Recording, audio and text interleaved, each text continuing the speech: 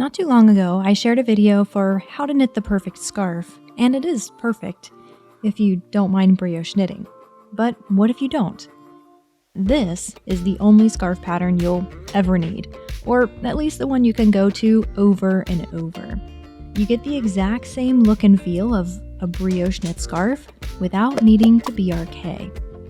The stitch pattern is easy to knit, and you don't need a ton of experience to give it a go. It's perfectly suitable for a determined beginner who's mastered knits and purls and wants something a little more interesting. Cast on 33 stitches. I'm working the long tail cast on here, but if you have another favorite cast on method, by all means, do what you're most comfortable with. Alright, when you finish casting on, the first row is more of a setup row. Just knit every stitch.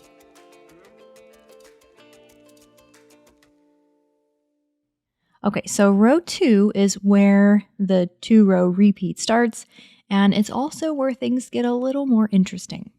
Go ahead and purl the first stitch. Then instead of knitting where you are used to knitting, you'll stick your needle in the stitch below. See here? And knit. Then repeat. Purl the next stitch.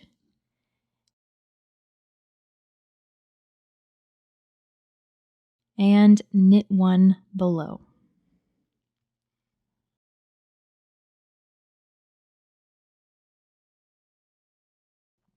So let's talk yarn for a second. Now this yarn is completely optional for this scarf, but it's still pretty great if you're able to find it. It's really soft, extremely fluffy, and it makes a scarf that's incredibly comfortable to wear.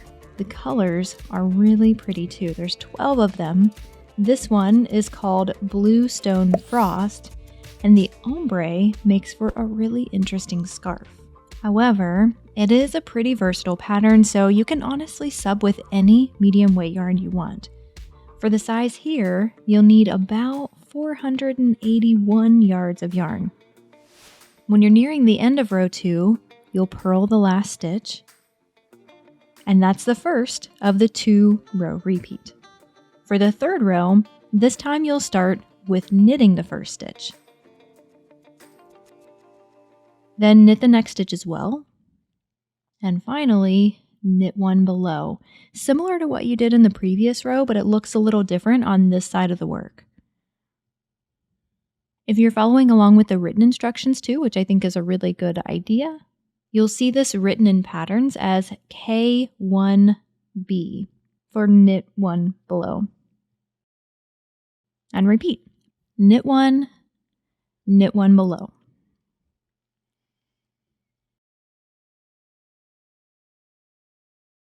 As of right now, you really can't see the pattern yet and tell that it's reversible, but give it several more rows and you'll start to see it. Alright, at the end of the third row here, you'll knit the last 2 stitches, then turn, and start over by repeating the second row. Remember, this one starts with a purl, then knit one below.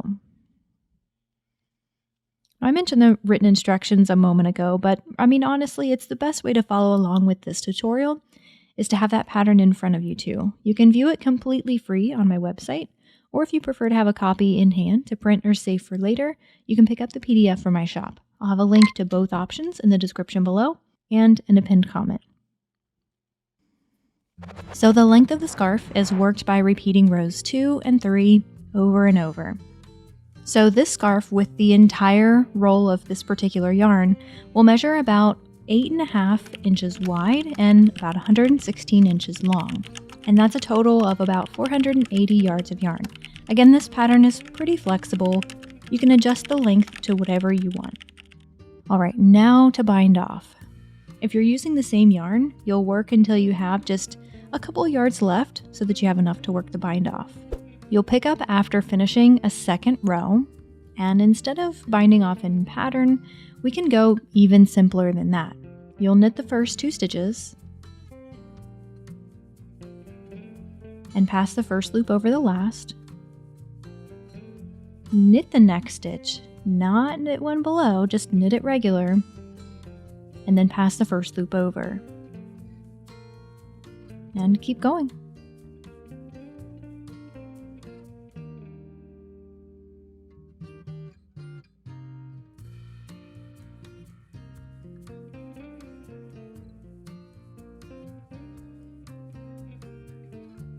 Now, to be completely honest, this stitch pattern is really great. The shape is as close to perfect as you can get without blocking next to a single color brioche knit scarf.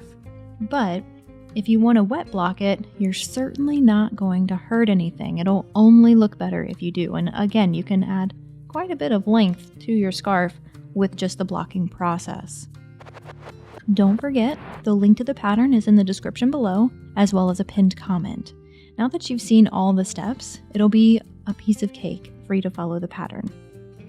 I do realize though that the halo effect of this yarn, although delightfully squishy and soft, may have made it a little tough for you to see the needle placement. So if you need an even better, more clear explanation of the fisherman's rib stitch, check out this video here.